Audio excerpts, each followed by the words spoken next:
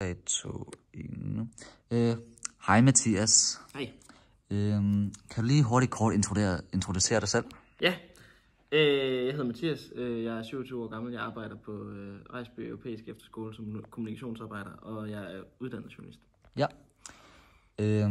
Jeg vil ligesom stille dig en række spørgsmål inden for det her. Jeg har selv valgt journalistik, og jeg synes, du er den perfekte person at lave det her interview med. Hold da. Ja. Så hvad motiverede dig til at forfølge en karriere inden for journalistik? Det var mødet med mennesker, vil jeg sige.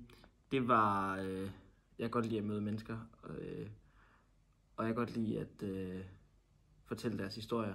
Det har jeg altid synes var vildt spændende, og et kæmpe privilegie at få lov til det. Ja. Så jeg tror, det var det. Hvorfor valgte du egentlig Danmarks Medie- og Journalistikhøjskole i Aarhus? Jamen, den valgte jeg, fordi at det var den, man kendte. Og så første gang, jeg skulle søge ind, så var jeg sådan lidt... Det var den, der gav mening for mig at søge. Og så kom jeg ind, og så var jeg ligesom, så må jeg jo tage den. Hvordan har din uddannelsesbaggrund bidraget til din succes som journalist? Jeg tror egentlig ikke, at det har været sådan at det har bidraget til en større succes end så mange andre, tror jeg, man kan sige. Jeg tror man, altså, at uddannelsen den giver en mulighed for at kunne lykkes i en branche. Bedre forudsætninger, end hvis man ikke lige havde, altså, man kan være journalist på mange måder, men det giver en fordel, at man kommer med en baggrund fra journalisterskolen, fordi så kender arbejdspladserne ligesom ens grundpakke, kan man sige. Så ja, jeg tror, det har givet en grundpakken til at skulle arbejde som journalist, tror jeg. Ja, det er helt vildt. Hvordan synes du, sociale medieplatforme som Twitter og Facebook har ændret måden, hvordan sådan nyheder spredes og accepteres, eller hvad man siger?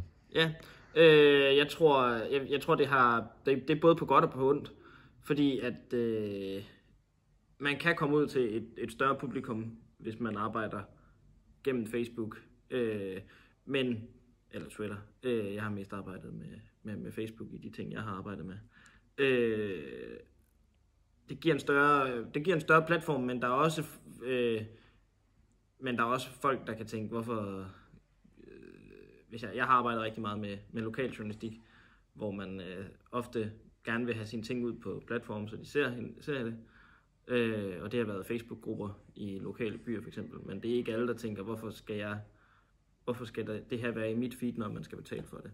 Så på godt og på ondt har det været af Facebook en god ting, for man kan også bruge Facebook til at opstøve historier, og også sende historier ud gennem sin egen platform. Men hvis man bruger andres platform, kan det også være et problem. Ja. Har du nogle gode råd til unge, som gerne vil være journalist? Ja, det har jeg. Jeg tror, det som man skal kunne, det er, at man skal kunne få så meget ny viden i forhold til at vide, hvordan fremtidens medieforbrug det bliver. Jeg tror, fordi mediebranchen kommer til at ændre sig rigtig meget fremadrettet i forhold til, hvordan den har været med klassisk avis og tv og radio og lignende. Men der skal nye virkemidler til for at kunne få fat i læseren eller lytteren eller seeren. Og det... Jeg ved ikke, hvordan man gør. Nej. Men jeg tror, at der er nogen, der finder ud af det en dag. Og man skal være hurtig til at kunne hoppe på den vogn. Er der en særlig historie, som du har dækket, som har haft en bemærkelsesværdig indflydelse eller ændret din synsvinkel? Altså, det har der været. Jeg kan ikke lige komme på det lige nu. Altså, hvad tænker du? Er der en historie, eller som du ligesom har covered, som virkelig bare har, det er den bedste artikel, du har skrevet, det er noget, der har ændret dig? Det var chokerende. Jamen, det har der været. Det har der været. Hvis jeg skal tage en jeg synes, der var meget spændende at arbejde med, det var en mor. Jeg kan godt lide at skrive sådan en personhistorie. Der var en mor, som havde droppet sin karriere for at passe på sit barn, der havde cerebral parese, som er også kendt som spastisk lammelse. Ja. Og det synes jeg var virkelig spændende at møde en person, som ligesom sætter hele sit liv på pause for at passe sit barn og kunne hjælpe hende.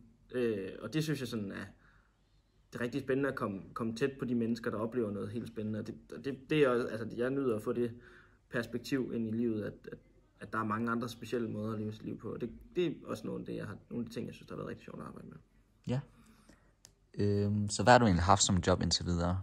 Jeg har arbejdet som lokalreporter på Midtjyllands Avis i 2 år i forskellige roller. Jeg har arbejdet med noget, både hvor jeg skulle dække en kommune helt for mig selv. Jeg har også arbejdet som sportsjournalist i kort periode også.